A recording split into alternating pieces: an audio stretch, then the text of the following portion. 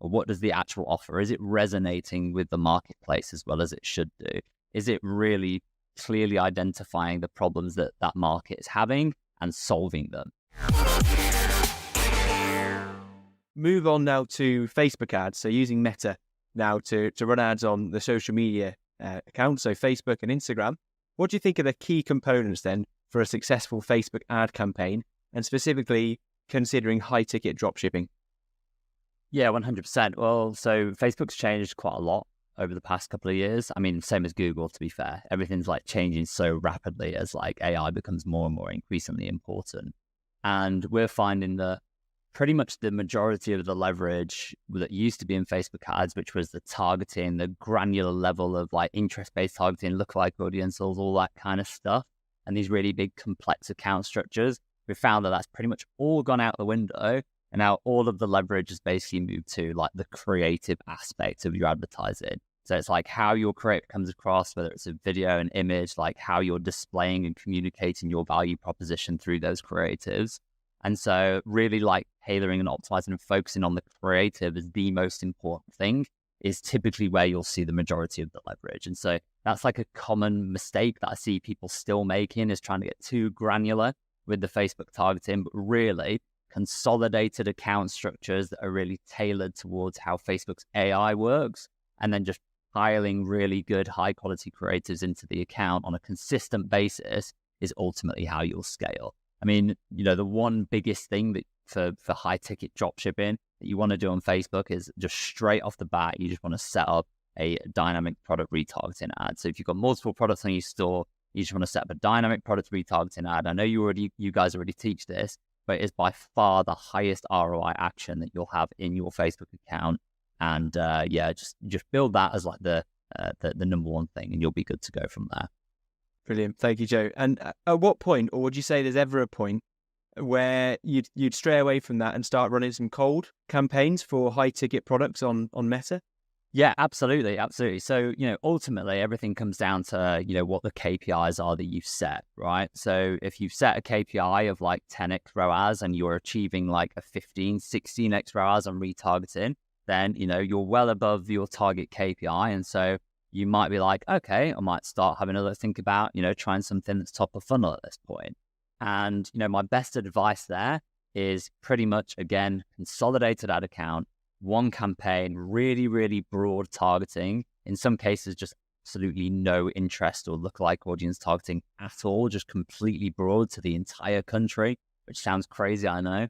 And then just, filling that campaign up with as many high quality ad creators as you can. It sounds mental, but Facebook will actually read your ad creative and look at it and scan it and actually be able to read all the text in it and scan all the metadata. And from that creative, it will then take it and then advertise it and target it to the most appropriate person, depending on what that creative says, which is just absolutely wild now. So it'll literally watch videos, it'll listen to them, like this AI machine, it'll listen to them and then go, right, who's the person that I think might be, best suited to watching this video? And then it'll target it based on that, which is absolutely crazy. But yeah, that's pretty much how it's going these days. So yeah, top of funnel, broad campaign, fill it up with some really, really high quality creatives. Get a good offer in there as well. Like, ultimately your offer is, a layer above all of your marketing. Like it's the thing that sits above all of your marketing. Your marketing really is like communicating your offer to the target audience. Or what does the actual offer? Is it resonating with the marketplace as well as it should do? Is it really clearly identifying the problems that that market is having and solving them? And if it is, then your ads are going to be more successful and you're going to have more leverage. So yeah. Interesting. Okay. So talking about creating an offer, because that's a really interesting concept to bring up. So when it comes to selling physical products, we're a little bit, I think, more constrained in terms of like the offer that we provide to our customers. Say we're selling barbecues. How can we go above and beyond and show that we have a better offer than other competitors that are selling the exact same barbecue? You got some insights around how you would elevate that offer to your customers across using Facebook ads?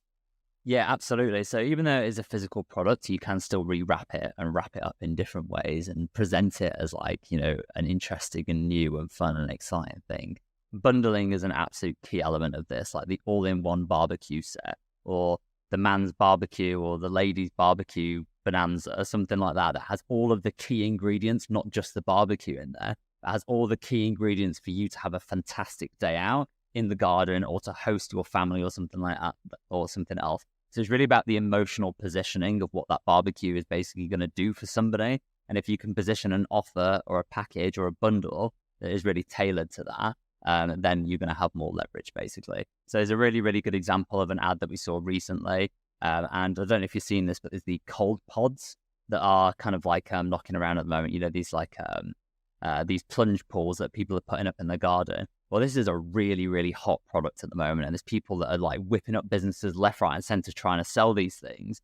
And there was one company that were like, right, okay, I'm going to take this trending product and I'm actually going to give it away for free. But in order for somebody to get it for free, so already this is like a killer offer because they're getting the trending product, the thing that everybody wants, completely for free. But in order to get it for free, you basically have to buy another product, which is like 4 times the price, which is it was like a walk-in sauna type situation, which again works hand in hand with this cold plunge, but it's just a way of repositioning everything. So it's like, okay, if you buy the sauna, which is this product with much higher perceived value, and you buy that, then you also get this for free, basically. So that's actually doing the purpose of doing 2 things. So it's actually being able to basically increase average order value by selling a sauna, which is like 4 times the price. But it's also advertising the cold plunge because people are still going to click on that ad with the intention to look at the price of the cold plunge and buy that anyway. But the offer is situated and positioned differently, where it's standing out from the rest of the people that are advertising it. So I thought that was a really, really clever way of basically being able to like start advertising, and really work on your offer when you feel like you're in a saturated market. Yeah, that's fascinating. Thanks for sharing the example, Joe. And when you were setting up this campaign, so as you call it, so top of funnel, a cold campaign, so we're showing these ads to people that maybe have never heard of us before, would you be using the Advantage Shopping Plus that you mentioned before? Is that the campaign type that you'd be using to run one of those ads? I'd say specifically when you are, first setting up, I would say do it manually again, to be honest. Your Advantage Shopping Plus campaign, similar to PMAX, is something that you very much rely on the AI to be able to do it. And if the goal here is specifically when you're first launching is to learn as fast as possible what offers and what products resonate with the marketplace, then I'd always specifically just focus on manual. And when I say manual, I still mean CBO, by the way. So that's campaign budget optimization. That's basically optimizing at the top level of your Facebook ad campaign as opposed to the ad set budget optimization. So Facebook had the ability to really take the different creatives that you got and distribute the budget in accordance to what it thinks is going to achieve the best result. But I'd still set it up with that. And only when you've got some good results coming through, then you should duplicate that into an Advantage Shopping Plus campaign and really rely on the AI to be able to scale it to the next level. Perfect. Thanks, Joe. And can you share some common mistakes that perhaps you see from people when they're setting up their Facebook campaigns?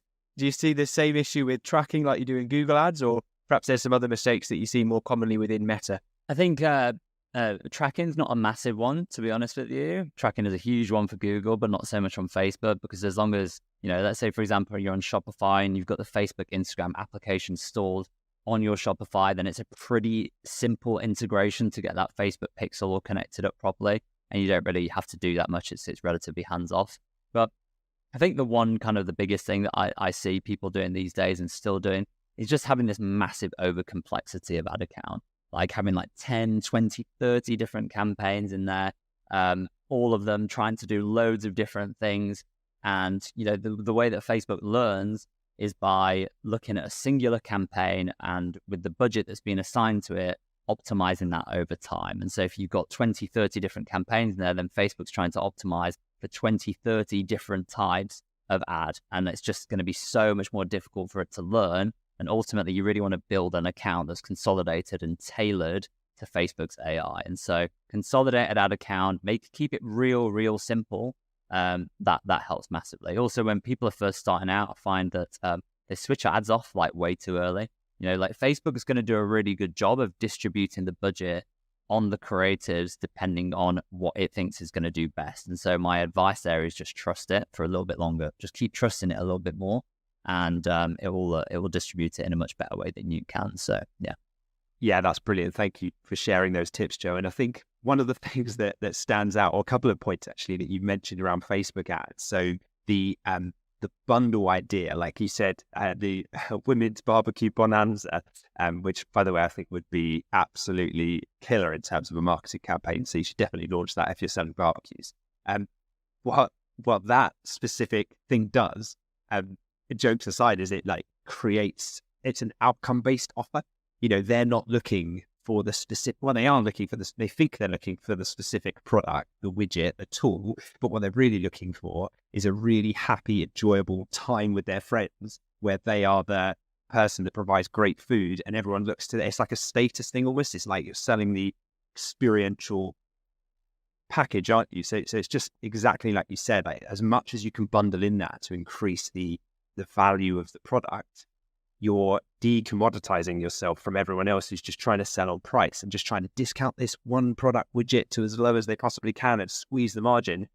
And you're doing the opposite, saying, we'll give you the product for free if you buy this other thing, which by the way creates your entire sauna and cold plunge like health experience. So yeah, I love that. I think it's really good. And your advice on targeting as well. I imagine there's some old school Facebook marketers out there who do like to have 30 campaigns in their account, with their palms sweating right now when you told them to have one campaign and target the UK with no specific interest targeting. I think there's some marketers panicking out there at the moment, but that's the way it's going, isn't it, with AI? So